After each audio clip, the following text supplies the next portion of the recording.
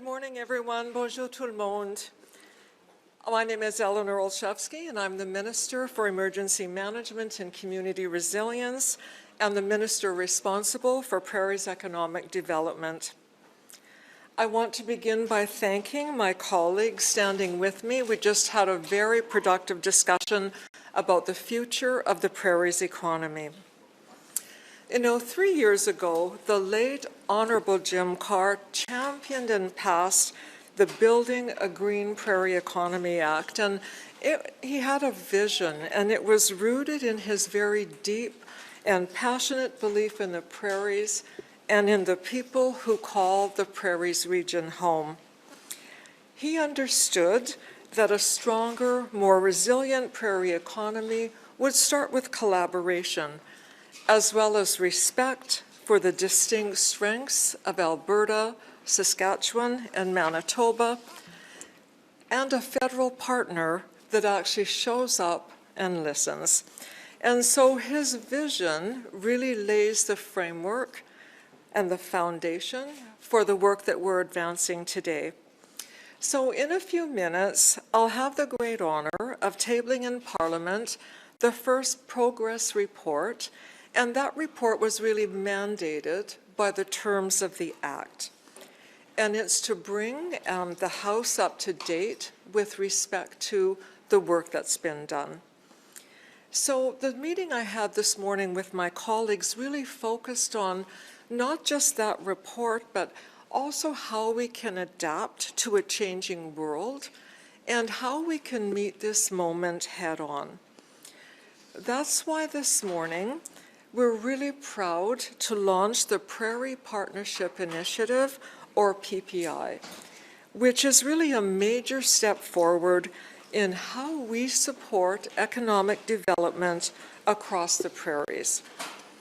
This initiative will put the Green Prairie Economy Act really into motion, into action by coordinating federal investments to reflect prairies-wide economic realities. The West has a lot of what the world wants, and the PPI is designed to streamline really how the federal government interacts with and supports businesses and empowers them to deliver. We know that for companies that are too big to be startups, but not yet major projects, there's a gap. There's often a funding gap, a funding desert, if you will, and navigating federal programs can be really challenging. So what this initiative does is it brings multiple departments together with Prairies Can leading the way. And this initiative makes it easier for small to medium-sized businesses and high-impact community projects to access the support that they need so that they can succeed. Our new government is committed to working with prairie leaders more closely than ever. We want to really assist and catalyze projects that create good jobs, enhance national and regional supply chains, and grow the prairie economy. You know, this is a really pragmatic approach, I think, and as someone who grew up in Alberta, I know the drive and the innovation and really the entrepreneurial spirit that make the prairies such a powerful economic region and engine. So through the Prairies Partnership Initiative, we're focused on boosting productivity, diversifying our trading partners, and making sure that our economy remains strong, that it remains secure and competitive in the years to come. You know, when the prairie provinces succeed, Canada succeeds. So I'd now like to pass the microphone to Ginette Levac. Ginette, please. Merci. Bon matin à tous. Je suis ravie de me joindre à la ministre Olszewski et mes collègues ici pour vous présenter le partenariat des prairies. Nous sommes fiers de ce pas en avant important qui soutiendra l'économie de nos provinces dans les prairies et en collaboration avec les peuples autochtones dans ce monde en pleine évolution. Basé sur le projet de loi initié par l'honorable Jim Carr, cela permettra de créer un environnement propice au développement et de coordonner les investissements fédéraux dans toute la région. L'Ouest du Canada possède ce que le monde entier recherche. Le PDP est conçu pour rationaliser la manière dont le gouvernement soutient les entreprises et leur donne les moyens d'atteindre leurs objectifs. Nous savons très bien qu'il y a des petites et moyennes entreprises ainsi que des initiatives communautaires ambitieuses qui cherchent à se développer et qui peuvent trouver le système fédéral complexe. Avec l'aide de Prairies Can, le PDP leur permettra d'accéder au soutien dont elles ont besoin de manière plus efficace et rapide. Notre gouvernement est déterminé à collaborer avec les communautés et les leaders autochtones à travers le Manitoba, la Saskatchewan et l'Alberta pour créer de bons emplois, pour renforcer les chaînes d'approvisionnement nationales et régionales et favoriser la croissance de notre économie afin de bâtir un Canada fort. Merci beaucoup.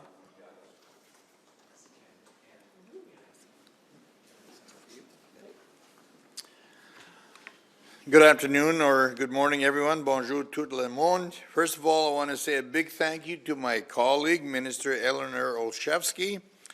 Minister, this Prairies Partnership Initiative exists because you listened and you pushed to make this happen. Saskatchewan is really grateful for that. Out on the prairies, we don't spend a lot of time talking ourselves up. We just get the work done. But today is a good day to say out loud what we all know. Alberta, Manitoba, and Saskatchewan help power this country. The world is changing, but the prairies are ready. From our farmers, our ranchers, to our miners and energy workers, to our innovators and small business owners, our prairie provinces punch well above our weight. The Prairie Partnership Initiative is about turning those strengths into more opportunity. It means that when a rural municipality, an Indigenous nation, or a local business that has a big idea, or even a small local project that needs doing, they don't have to knock on 10 different doors in Ottawa. Our minister has made it possible to come to one table and actually get things moving. This is what applying a rural lens can do. For our rural and remote communities, that's huge. It could mean better roads and infrastructure, stronger local businesses, more jobs close to home, and new chances for young people to stay, work, and raise their families in the communities they love. And I want to be crystal clear. Saskatchewan counts. The prairies count. Our communities from the big cities to the smallest northern villages are not on the sidelines of Canada's stories. We are right at the heart of it. I am proud to be part of this government that recognizes that when the prairies succeed, Canada succeeds. What? We have to take a pause for the parade. Oh, okay. Thank you, guys. We'll just let the parade go by, then you guys can start over again.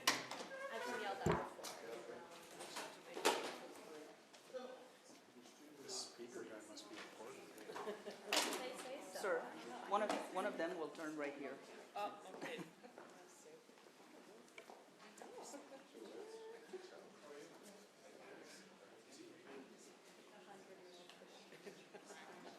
Halftime show. Normalement, on attend que ça sonne. Ah, c'est ça. Parfait. It's on you.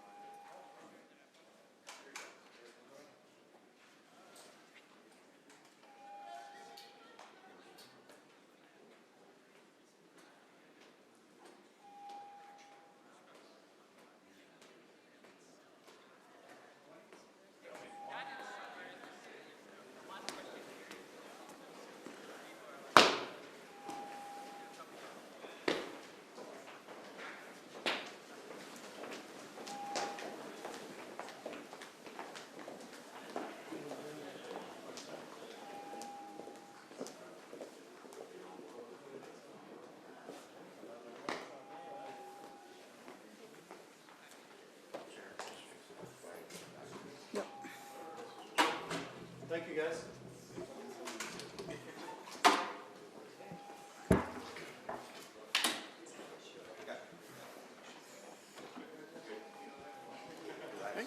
Yeah, the last.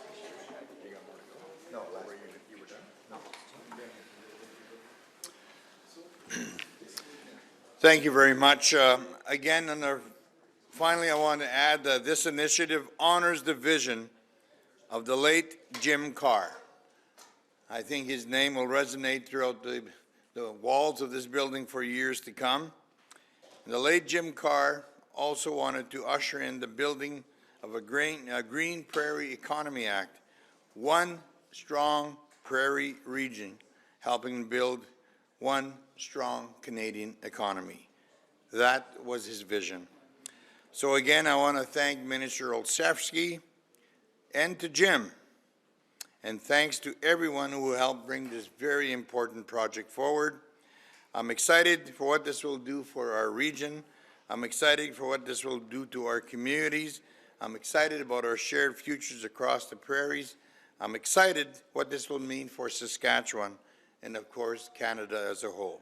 Thank you. Merci. Merci, Joe.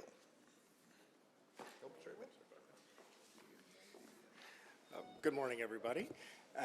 My name is Ben Carr. I'm the Member of Parliament for Winnipeg South Centre, and it's really an honor to have the opportunity to be here this morning for a number of reasons. I want to start by offering some expressions of gratitude to Minister Olszewski for her leadership, and also to Deb Gray, who is here, and the Deputy Minister for Prairies Can, who has been a tremendous guide for making sure that my father's legacy and vision moves forward. I remember going to my dad's house one day and knocking on the door, and he said, "All right, I've got the idea for my private member's bill." And he told me, and I said, "Well, what is it?" He said, "Well, it's going to be called the Green the Prairies Economy Act. And the goal is going to be to bring stakeholders from across the region together to make sure that we can propel the prairie region into the future with prosperity and strength." And I looked at him and I said, "That's nice, Dad. There's absolutely no chance that this is going to pass."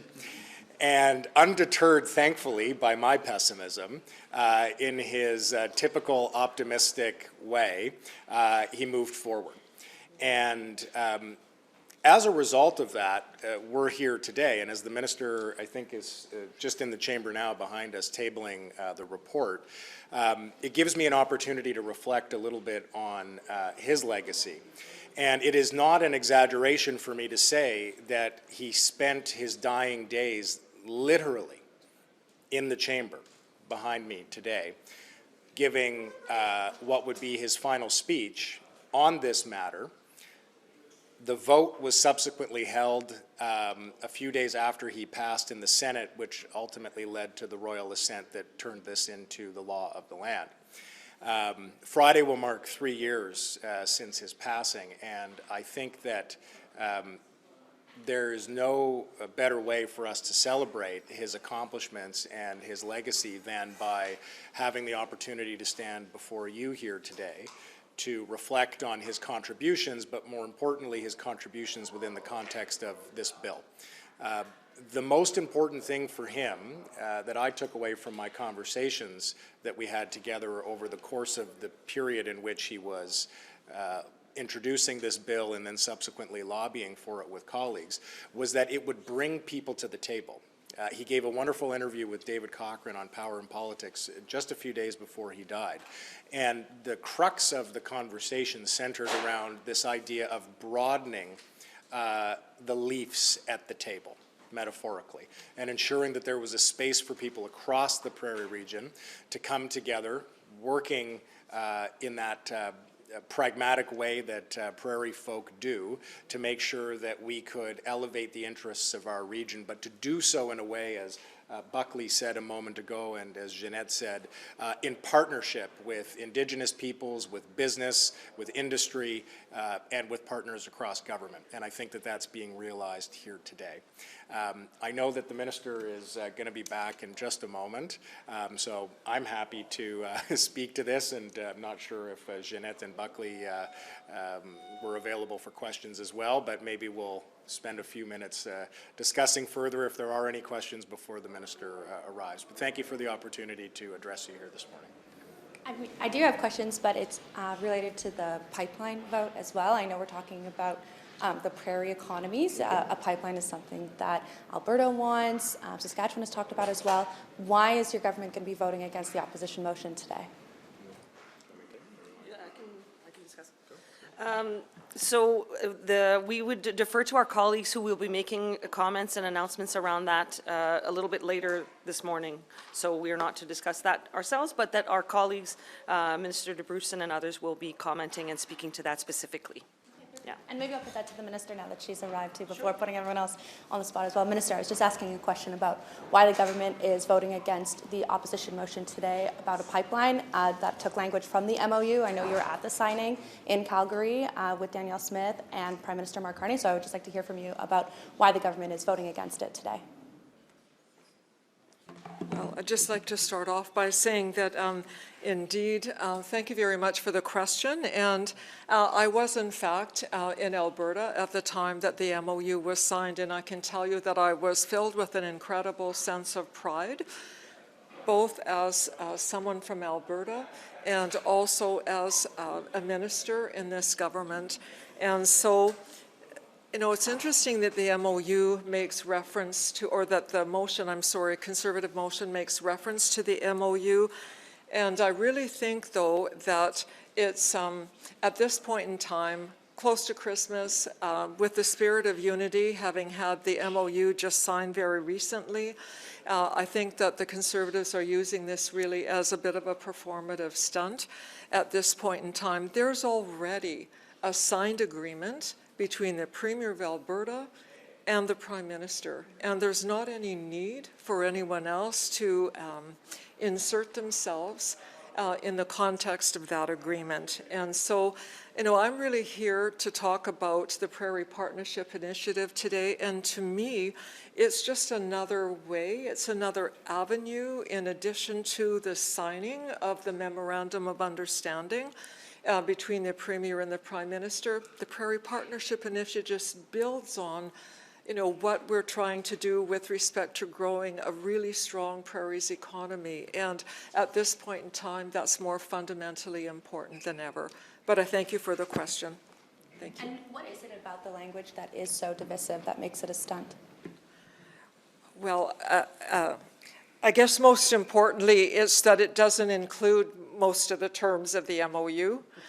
But really, we are here today to talk about the Prairies Partnership Initiative, and it's a really important initiative because it permits a way for business people, proponents, to contact through Prairies Can to engage with various government departments for the purpose of getting funding for projects. And I think the really important thing about it is Prairies Can funds projects, but they're projects up to a certain dollar value.